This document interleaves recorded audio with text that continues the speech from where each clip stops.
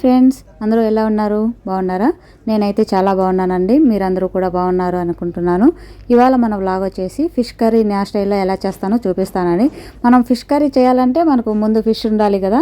So every weekend నేను చికెనే చేస్తున్నాను కదా. ఈ మధ్య అయితే ఫిష్ తీసుకురాలేదు. మా ఆయనకు కొద్దిగా జలుబు చేసినట్టుంది అనిపిస్తే మామూలుగా జలుబుకి వాటికి ఫిష్ కర్రీ తింటే చాలా మంచిది కదా, చికెన్ కాకుండా వేడి చేయకుండా. సో అందుకని ఫిష్ తీసుకురావడానికి హైపర్ మార్కెట్కి వెళ్ళున్నారు, సూపర్ మార్కెట్లో. ఇక్కడ ఏంటంటే మనకు అన్ని రకాల చేపలు దొరుకుతాయి. చూసారు కదా, ప్రైజెస్ అలా పెడతారనమాట. అంటే ఆఫర్లో ఉన్నవి, నార్మల్ ప్రైజెస్ అలా అలా ఉంటాయన్నమాట.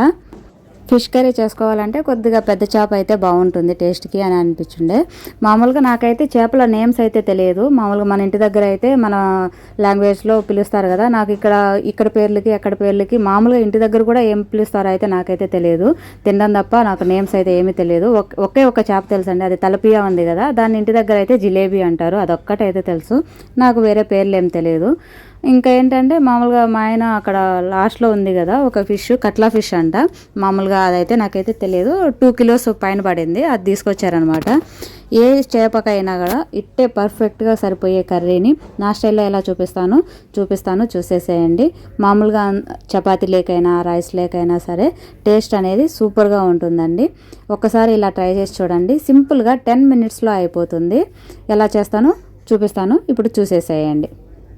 బిగినర్స్కైనా బ్యాచిలర్స్కైనా సరే, వంట రాని వాళ్ళైనా సరే ఈజీగా చేసుకునే విధంగా నా స్టైల్లో ఎలా చేస్తానో చూసేసేయండి.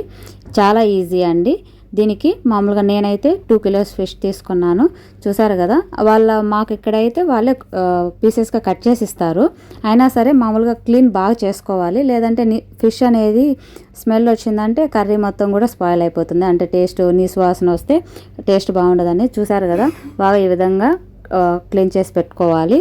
దాని తర్వాత బాగా వాష్ చేసుకున్న తర్వాత స్మెల్ రాకుండా ఉండడం కోసం ఒక 1/2 teaspoon పసుపు, 1 teaspoon వరకు సాల్ట్ వేసి నిమ్మరసం, ఒక చెక్క నిమ్మరసం పిండుకోండి. అప్పుడైతే ముక్కలకి బాగా స్మెల్ రాకుండా ఉంటాయి. అందులోనూ మామూలుగా మనం మసాలాలో వేసినప్పుడు విరిగిపోకుండా ఉండేటట్టు బాగుంటాయి అన్నమాట. ఇప్పుడైతే పొయ్యి మీద ప్యాన్ పెట్టుకొని 1 teaspoon వరకు జీలకర్ర వేసుకొని కొద్దిగా మెంతులు వేసుకొని వేయించుకోండి. మీ దగ్గర కానీ మామూలుగా జీలకర్ర మెంతి పొడి ఉంటే అవైనా వేసుకోవచ్చు. బాగా వేయించుకోండి. జీలకర్ర మెంతులు వేగిన తర్వాత ఒక మిక్సీ జార్ తీసుకొని మిక్సీ జార్లో వేసేసుకోండి. దాంతో ఇవన్నీ మనము మిక్సీ పట్టుకుంటే సరిపోతుంది, ఆయిల్లో వేయించాల్సిన పని ఏం లేదు.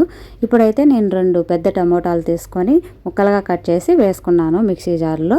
దాని తర్వాత ఒక వెల్లుల్లిపాయ తీసుకున్నాను. ఒక 10 నుంచి 15 కానీ, చిన్నవైతే 10 నుంచి 15, లేదా ఒక వెల్లుల్లిపాయ పెద్దదైతే ఒక 10 వరకు తీసుకుంటే సరిపోతుంది. ఒక గడ్డ తీసుకుంటే సరిపోతుంది. 2 ఆనియన్స్ వచ్చేసి మీడియం సైజ్ ఆనియన్స్ వచ్చేసి ముక్కలుగా కట్ చేసుకొని అవి కూడా మిక్సీ జార్లో వేసుకున్నాను. ఇందులోనే 1 tablespoon సాల్ట్ వేసి 2 teaspoonల వరకు ధనియాల పొడి వేయండి. నేనైతే 1 teaspoon వరకు చిల్లీ పౌడర్ వేసాను. ఎందుకంటే ఇది 1 teaspoon చిల్లీ పౌడర్ వేస్తే మన నార్మల్గా వేసే చిల్లీ పౌడరు 2 teaspoonలతో సమానంగా ఉంటుంది, స్పైసీ ఎక్కువ ఉంటుంది. కాబట్టి నేను ఇక్కడైతే చూసి వేసుకోవచ్చని కొద్దిగా వేసాను. 2.5 tablespoonల వరకు కొబ్బరి పొడి వేసుకోండి. మీ ఇంట్లో ఎండు కొబ్బరి ఉంటే ఎండు కొబ్బరి అయినా సరే వేసుకోవచ్చు. కొబ్బరి పొడి ఉందని కొబ్బరి పొడి వేసాను. ఇప్పుడు వీటిని మిక్సీలో బాగా మెత్తగా గ్రైండ్ చేసుకోవాలి. చూసారు కదా, ఈ విధంగా మెత్తగా గ్రైండ్ చేసి పెట్టుకుంటే సరిపోతుంది. ఈ విధంగా గ్రైండ్ చేసుకోండి. దాని తర్వాత పొయ్యి మీద కడాయి పెట్టుకొని కాస్త ఆయిల్ వేసుకోండి.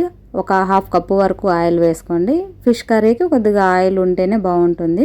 చూసారు కదా, ఒక 1/2 cup వరకు ఆయిల్ వేసుకున్న తర్వాత కొద్దిగా కరివేపాకు, వాష్ చేసి పెట్టుకున్న కరివేపాకును వేసి వేయించుకోండి.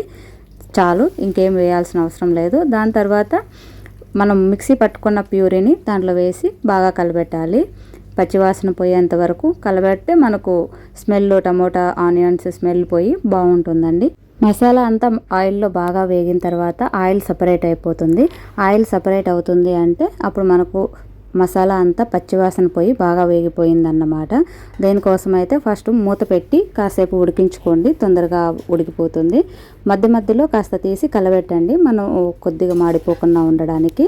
చూసారు కదా, ఆయిల్ సపరేట్ అయిపోతుంది అంటే మామూలుగా మనకి పచ్చివాసన పోయి మసాలా బాగా ఉడికిపోయిందన్నమాట ఆయిల్లో. ఇప్పుడైతే మనము కాస్త ఒక నిమ్మకాయ సైజ్ అంతా, పెద్ద నిమ్మకాయ సైజ్ అంతా చింతపండుని వచ్చేసి మనం పక్కన నానబెట్టి పెట్టుకొని ఉండాలి. దాని ప్యూరీని మామూలు మెత్తగా స్మాష్ చేసుకొని ఇప్పుడైతే మనం దాంట్లో చింతపండు ప్యూరీని వేసుకోవాలి. చింతపండు నీళ్ళు ఇందులో వేసిన తర్వాత ఒక 2 కప్పుల వరకు వాటర్ వేసి సాల్ట్ కూడా వేసి మనం టేస్ట్ చూసుకోవాలి. నాకైతే కొద్దిగా స్పైసీ తగ్గింది అనిపించింది. మనం పులుపు పడినప్పుడు కొద్దిగా కారం తగ్గిపోతుంది కదా, అందుకని ఇంకొద్దిగా యాడ్ చేశాను. మామూలుగా ఉప్పు కారం అన్నీ సరిపోయాయో లేదో చూసుకోండి. ఇప్పుడే కదా మామూలుగా చింతపండు పులుసు ఇప్పుడే వేసాం కాబట్టి కాసేపు ఉడికిన తర్వాత ఒక 5 మినిట్స్ అలా ఉడికించుకున్న తర్వాత ఫిష్ మామూలుగా పక్కన పెట్టుకున్నాం కదా, అవి ఇందులో మసాలాలో వేసి ఉడికించుకోవాలి. ఫిష్ వేసేటప్పుడు మామూలుగా మనం ఎక్కువ కలబెట్టకూడదండి. ముందే వాటర్ క్వాంటిటీ చూసుకోవాలి. ఫిష్ వేసిన తర్వాత వాటర్ వేస్తే టేస్ట్ బాగుండదు. చూసారు కదా, ఫిష్ని మామూలుగా గరిటెతో 2 వైపులా అలా తిప్పండి ఒక 2 మినిట్స్ తర్వాత. అంతే, ఫిష్కి ఎక్కువ టైం ఏం అవసరం లేదు, తొందరగా ఉడికిపోతుంది. ఒక 5 మినిట్స్ ఉడికించుకుంటే మసాలా అంతా కూడా బాగా పడుతుంది. ఈ విధంగా కనుక చేసుకున్నట్టయితే రైస్ లేకైనా రోటీ లేకైనా చాలా బాగుంటుంది fish curry. Thank you for watching. Bye bye.